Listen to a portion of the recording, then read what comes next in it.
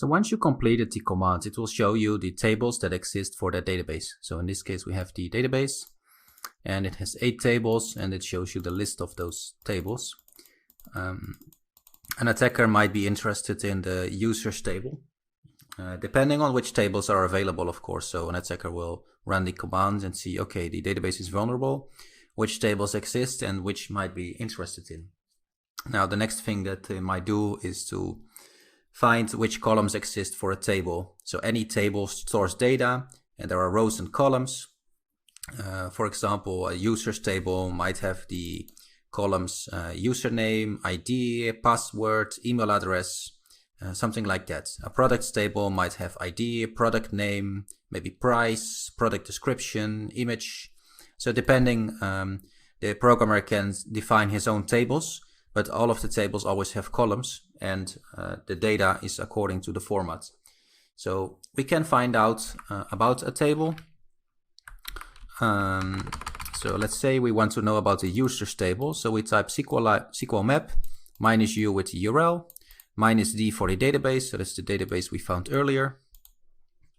Then the table we want to have information on. So we want to have the users table and we want to know the columns. So that's this command. And what it will do is to see, we can have a look inside the table. And what we will see is the available columns and the data type for those columns. So make sure -t, capital T for the database table name. In this case, we select users, but of course you can do that for any of the tables. And don't forget -- columns to show you which columns are inside the table. So once I press enter, you'll see this is what the table looks like. So there's an address, there's a card, a CC value, there's an email value, a name value, a password, a phone number, and a username. And so we have some information on what's stored inside the table.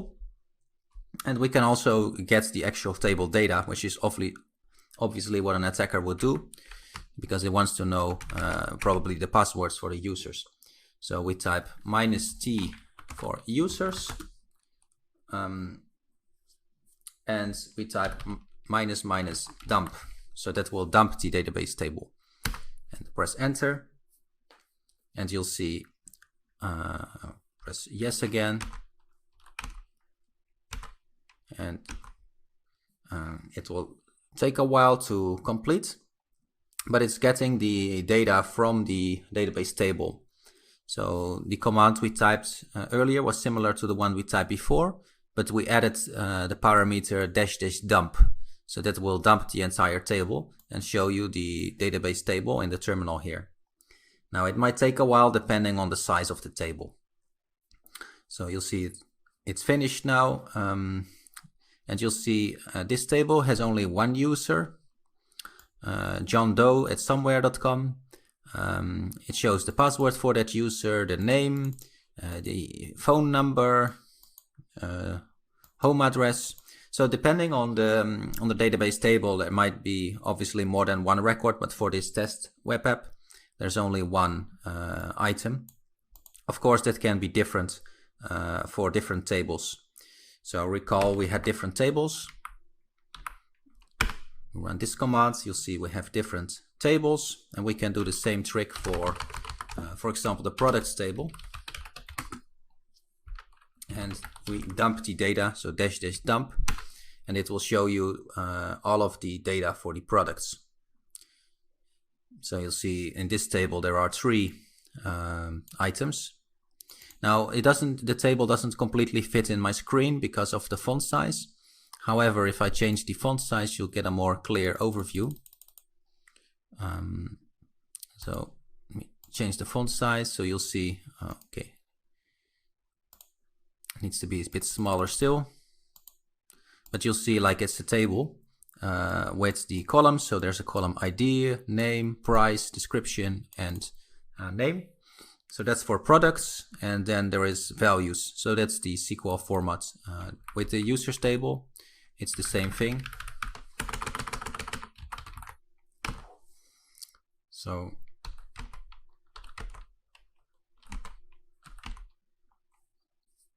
It's the same thing, so it will also show you a table, the table data, but it will show you for the specific users. Now in this case, in this web app, there is only one user.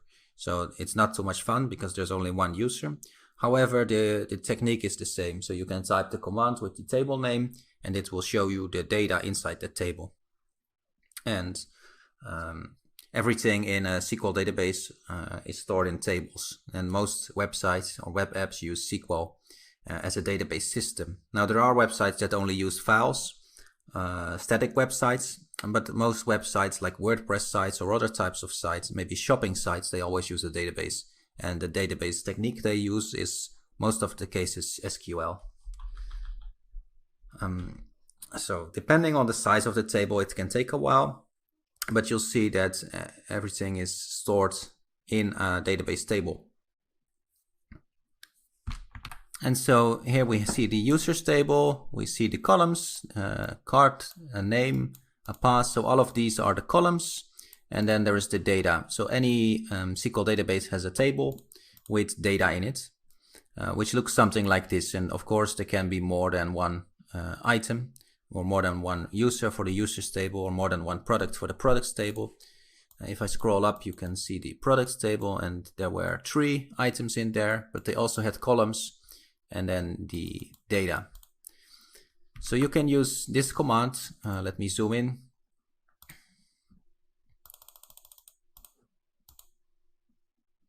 You can use, zoom out a bit because the font now is like really large.